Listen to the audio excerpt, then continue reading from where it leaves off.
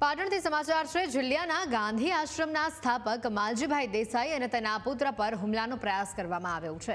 આશ્રમના ક્લાર્કે પોતાના ભત્રીજાને નોકરીએ રાખવા બાબતે હોબાળો કર્યો। ક્લાર્ક સહિત 3 લોકોએ ધોકા લાકડીઓથી સંસ્થાઓમાં તોડફોડ કરી હોવાની વિગતો છે। માલજીભાઈ દેસાઈ અને તેમના પુત્રને જાનથી મારી નાખવાની ધમકી આપવામાં આવી। આસપાસમાંથી લોકો પણ દોડી આવતા ત્રણેય વ્યક્તિ નાસે છૂટ્યા હતા। ઘટનાની જાણ થતાં ચાણસમા પોલીસે 3 લોકો સામે ગુનો નોંધીને તપાસ હાથ ધરી છે। જે રીતે આ ઘટનાના દ્રશ્યો પણ સામે આવ્યા છે। ઘટનાના સીસીટીવી સામે આવી રહ્યા છે। આ દ્રશ્યો આપને બતાવી રહ્યા છે પાટણથી, જ્યાં જિલ્લાના ગાંધી આશ્રમના સ્થાપક માલજીભાઈ દેસાઈ અને તેમના પુત્ર પર હુમલાનો પ્રયાસ કરવામાં આવ્યો, જેના આ ફૂટેજીસ પણ સામે આવ્યા છે। આશ્રમના ક્લાર્કે પોતાના ભત્રીજાને નોકરીએ રાખવા બાબતે હોબાળો કર્યો હતો। મોટી સંખ્યામાં હોબાળો થતા લોકો ત્યાં દોડી આવ્યા હતા।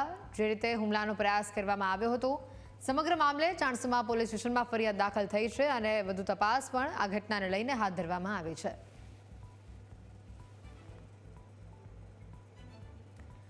પાટણથી સમાચાર છે। ચાણસમા ખાતે જે રીતે આ દ્રશ્યો સામે આવ્યા છે, ચાણસમા પોલીસે તપાસ હાથ ધરી છે। જિલ્લાના ગાંધી આશ્રમના સ્થાપક માલજીભાઈ દેસાઈ અને તેમના પુત્ર પર હુમલાનો પ્રયાસ કરવામાં આવ્યો છે।